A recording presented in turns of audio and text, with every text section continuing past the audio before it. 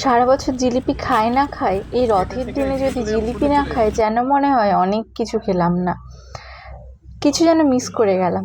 তাই জন্য ব্লিঙ্কিটে যখন মনে হলো তখনই অর্ডার করে নিলাম একটা জিলাপি মিক্সচার।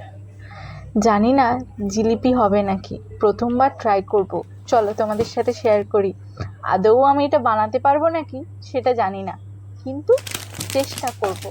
আর যাই হোক, জিলিপি খাওয়ার ইচ্ছেটা তো আর মনের মধ্যে দমিয়ে রাখতে পারছি না। সেখানে জিলিপি বানাতে গিয়ে যেটা মনে হলো, এখানে প্রথমেই দেখলাম যে 125 ml জল লাগবে। এবার 125 ml জল আমি কিভাবে মেজার করবো সেটাই বুঝতে পারছিলাম না।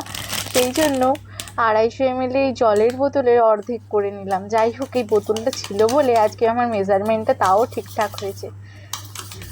এরপরে এই মিক্সচারটা নিয়ে জল দিয়ে ভালো করে মিক্স করতে হবে, যতক্ষণ না একটা ভালো করে একটা ব্যাটার তৈরি হচ্ছে। ভাবলাম এত সোজা জিলিপি বানানো, এটা তো কোনো ব্যাপারই না, আমি তো বানিয়েই নেব। তখনই হলো প্রবলেম। চলো কি হলো দেখাই। এরপরে একটা তোমাকে এভাবে একটা বোতল দিয়েছিল যার মধ্যে মিক্সচারটা দিয়ে তুমি জিলিপির শেপটা করতে পারবে। এরপরে কড়াইতে আমি সাদা তেল আর একটু ঘি দিয়ে দিয়েছিলাম, পুরোটা ঘিতে ফ্রাই করব। মনে হলো না থাক, এত ঘি খেলে ওয়েট গেইন হয়ে যদি যায়, তাই জন্য সাদা তেলের মধ্যে একটু ঘি দিয়ে দিলাম। আর দেখো প্রথম জিলিপিটা শেপটা দেখো, দেখেই আমি তো হেসে অজ্ঞান। কি জিলিপি, জীবনে প্রথমবার বানালে যাই হয়। যাই হোক, খেতে খারাপ ছিল না, সেই জন্য ভাবলাম আমি তো খাবো, যা শেপ হয়েছে থাক। আর আরেকটা ভুল, প্রথম যে এখানে চিনির যে সিরাপটা করেছিলাম সেটা কিন্তু একটু ঠান্ডা করে নিতে হয়। আর আমি কি করেছি, একেবারে গরম যেটা ছিল তার মধ্যেই দিয়ে দিয়েছিলাম। সে কারণে প্রথমটা আমার খারাপ হলেও পরে জিলিপির শেপগুলো কিন্তু ভালোই হয়েছিল। দেখো, যাই হোক, একটু দেখতে জিলিপির মতো লাগছে এই দেখে আমি অনেক খুশি হলাম। তোমাদেরকে বলে দিই, চিনি সিরাপটা যদি ভালো করে না করতে পারো না, জিলিপি বানানোটাই বেকার হয়ে যাবে।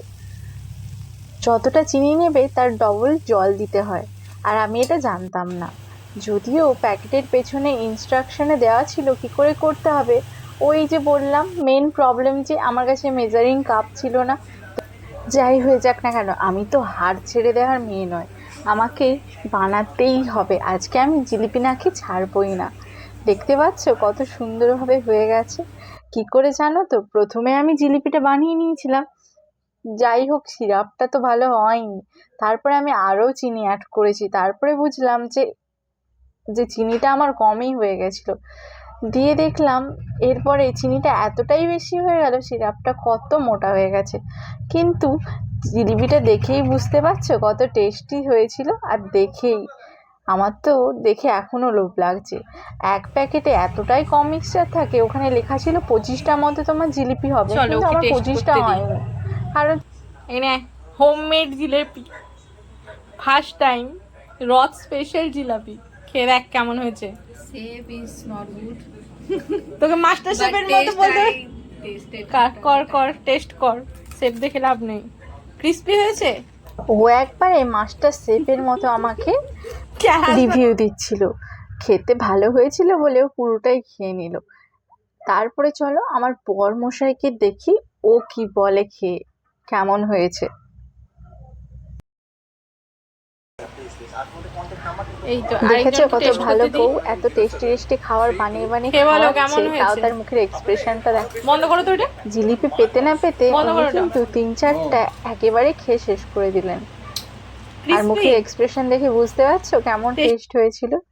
প্রথমবারে বানানো হলেও দোকানের জিলিপির থেকে কিন্তু কোনো অংশে কম হয়নি।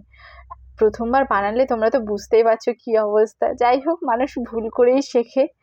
আমি কিন্তু আমার ভুলগুলো বুঝতে পেরে গেছি, আর নেক্সট টাইম সবাই তো বানালে রিভিউ এই দিল, এবার ভুলগুলো আমি আর দিই। আমি করছি না নেক্সট রাখো। টাইম। কিছুটা জিলিপির মতো দেখতে হয়েছে, ফার্স্ট টাইম ট্রাই করে এর থেকে বেটার হয় না। চলো খেয়ে দেখি।